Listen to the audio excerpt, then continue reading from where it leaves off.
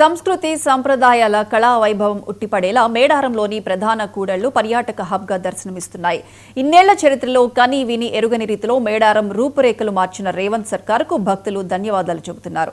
ఇక మేడారం తాజా పరిస్థితుల మీద సమ్మక్క సారలమ్మ వై జంక్షన్ నుంచి మా ప్రతినిధి శ్రీధర్ మరింత సమాచారం అందిస్తారు.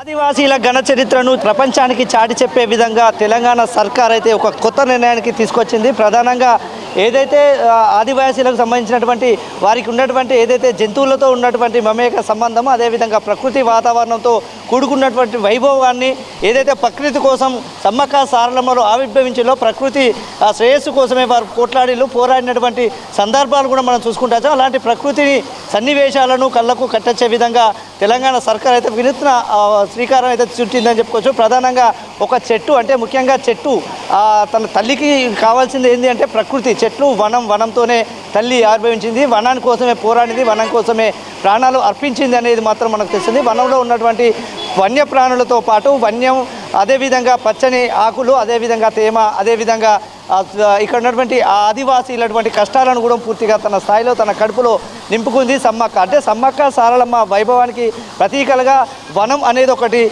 గుర్తుగా ఈరోజు కళ్ళారా పరిశీలించాలంటే, కండారా తరించాలంటే, వనదేవతను చూడాలంటే వనంలో ఉన్నటువంటి శోభ కలిగిస్తుంది అనేది మాత్రం తెలంగాణ సర్కార్ తీసుకొచ్చింది.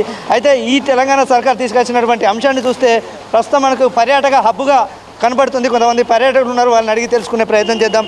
చెప్పండి అమ్మా, ఇక్కడ ఉన్నటువంటి వాతావరణం చూస్తుంటే మీ లెక్క అమ్మా ఎలా అనిపిస్తుంది మీకు? చాలా బాగుందండి. ఇన్ని సంవత్సరాల కంటే కూడా ఇప్పుడు బాగా చేశారు. గత 16 సంవత్సరాల నుంచి మేము జాతరకు రావడం జరుగుతుంది. ఈ అన్ని జాతరలో కంటే ఈసారి చాలా అద్భుతంగా ఉన్నాయి.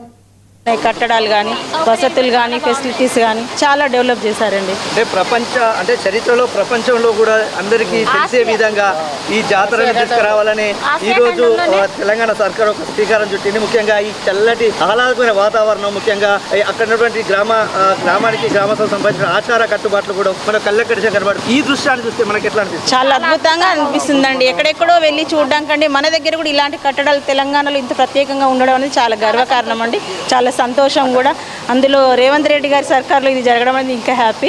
చాలా బాగుందండి. ఇంత ముందు కంటే మేము వచ్చిన జాతరలో కంటే ఇది చాలా స్పెషల్గా ఉంది. చాలా సంతోషంగా ఉంది. అమ్మవార్ల దయవల్ల ఇంకా డెవలప్ అవ్వాలి, జనాలు ఇంకా రావాలి, అందరూ బాగుండాలి, అందరిలో మనం ఉండాలి, ప్రతి ఒక్కరికి అమ్మవారి ఆశీస్సులు ఉండాలని కోరుకుంటున్నాం. చెప్పండి, ఎక్కడి నుంచి వచ్చారు? ఈరోజు అమ్మవారిని దర్శించుకునేటువంటి సందర్భం ఒకప్పుడు ఉండేది. ఇప్పుడు అమ్మవారితో పాటు ఆహ్లాదకరమైన వాతావరణం, సెల్ఫీలు కూడా దిగుతున్నటువంటి సందర్భం కనబడుతుంది. ఇలాంటి వాతావరణం ఎట్లా అనిపిస్తుంది చూస్తుంటే? ఇలాగే అభివృద్ధి చెంది బాగా ఉండాలని కోరుకుంటున్నాం.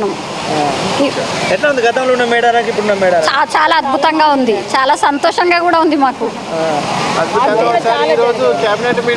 రోడ్ల విషయాలు కానీ ఇక్కడ వాతావరణ విషయం కానీ చాలా మార్పు వచ్చింది సార్. ఈరోజు క్యాబినెట్ మీటింగ్ పెట్టారు రేవంత్ రెడ్డి గారు, సీఎం గారు ఇక్కడ పెట్టడం కూడా చాలా అత్యద్భుతం. దీనితో పాటు ప్రపంచవ్యాప్తంగా మేడారం జాతర అనేది ఆదివాసుల యొక్క హక్కు అనేది, వాళ్ళ జాతర అనేది, వాళ్ళ హక్కులు, వాళ్ళ బిహేవియర్ ఎలా ఉన్నాయని ప్రపంచానికి మొత్తం తెలిసే రోజు.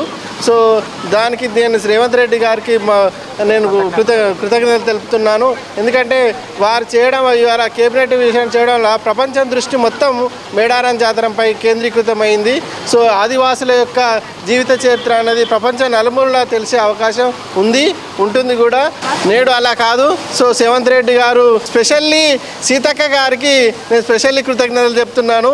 మేడం గారు ఈ జాతరపై స్పెషల్ కాన్సన్ట్రేట్ చేసి అన్ని అభివృద్ధి పనులు చాలా చక్కచక్కగా చేసినందుకు వారికి మనస్ఫూర్తిగా కృతజ్ఞతలు తెలుపుకున్నాను సార్. Thank you sir. చెప్పండి, ఎక్కడి నుంచి వచ్చారు? చాలా జరిగాము సార్. సేమ్ అది చాలా బాగుంది సార్. మేము దాదాపు ఒక 20 years ఇక్కడ రావాల్స్తున్నాము. ఇప్పుడు ఇక్కడ వాతావరణం చూస్తే చాలా బ్రహ్మాండంగా ఉన్నది సార్. మా సీఎం రేవంత్ రెడ్డి గారికి కృతజ్ఞతలు చెప్తున్నాం. మరి సీతక్క కూడా కృతజ్ఞతలు. ఎందుకంటే ఇక్కడ రావాలంటే ఎంతో ఇబ్బందులు పడుకుంటూ వచ్చేది, కానీ ఇప్పుడు ప్రజెంట్ వచ్చేది మాత్రం ఎలాంటి ఇబ్బందులు కలగలేదు సార్. చాలా బ్రహ్మాండంగా వచ్చినాం.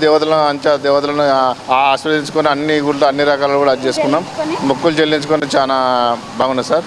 మరి మా సీతక్కకు, మా రేవంత్ రెడ్డికి కృతజ్ఞతలు సార్, సీఎం గారికి. ఈ విధంగా చెప్తున్నారు. ప్రధానంగా ఇక్కడ ఉన్నటువంటి అయితే ఊరట్టం, అదేవిధంగా కన్నెపల్లికి సంబంధించినటువంటి వై జంక్షన్ అంటారు. ఇది గతంలో ఇక్కడ అమరవీరులు అంటే అటవీకి సంబంధించినటువంటి అమరవీరులకు సంబంధించినటువంటి స్తూపం కూడా ఏర్పాటు చేసినటువంటి సందర్భం ఉంది. దానికి ఒక సంకేతాలు కూడా చెప్పుకోవచ్చు. ఎందుకంటే అడవి హక్కులను ముఖ్యంగా అడవి బిడ్డలు ముఖ్యంగా కోయకి సంబంధించినటువంటి కోయ తెగల్లో ఉన్నటువంటి 6 జాతులకు సంబంధించినటువంటి వారు తమ పోరాట హక్కులకు నిదర్శనంగా కొంతమంది ఆత్మ బలిదానాలు చేసుకున్నారు.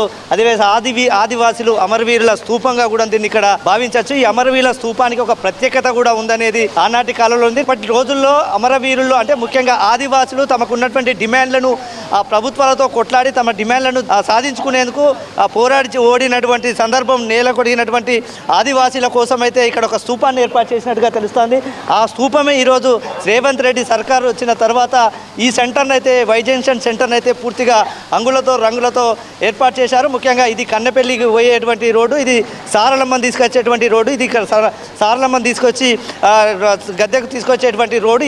ఈ రోడ్డు నుంచి జనాలు వెళ్ళాలంటే చాలా ఇబ్బందులు పడేటువంటి సందర్భం ఉండేది. కానీ అలా కాకుండా ఈసారి నూతన టెక్నాలజీతో పూర్తిగా అంగులతో పూర్తిగా ప్రత్యేక బడ్జెట్ ఏర్పాటు చేసి కన్నెపల్లి పోయేటువంటి వైజంక్షన్ మాత్రం పూర్తిగా సుందరీకరమైందని చెప్పుకోవచ్చు. ఎందుకంటే గతంలో ఇదంతా డస్ట్ బారేది, డస్ట్ ఇక్కడికి వచ్చి రావాలంటే భక్తులు భయపడాల్సిన అవసరం ఉండేది. ఇక్కడ నుంచి నేరుగా మేడారం గద్దె వద్దకు చేరాలంటే చాలా ఇబ్బందులు పడాల్సిన పరిస్థితి ఉండేది. కానీ అలా కాకుండా ఈసారి రేవంత్ సర్కార్ అయితే పూర్తి స్థాయిగా 251 కోట్ల నిధులతో మేడారం జాతర అయితే అంగరంగ వైభవంగా జరిపించేందుకైతే ఏర్పాటు చేసినటువంటి సందర్భం. ముఖ్యంగా వనదేవత వనానికి సంబంధించిన వనదేవతగా ఉండాలని ఈ సెంటర్లో వనానికి సంబంధించినటువంటి ఇక్కడ బొమ్మలను ఏర్పాటు చేసి ఇక్కడ ఒక సెంటర్గా ఏర్పాటు చేసి వనదేవత సెంటర్గా కూడా దీన్ని నామకరణం చేసేందుకైతే అన్ని ఏర్పాటు చేస్తున్నారు.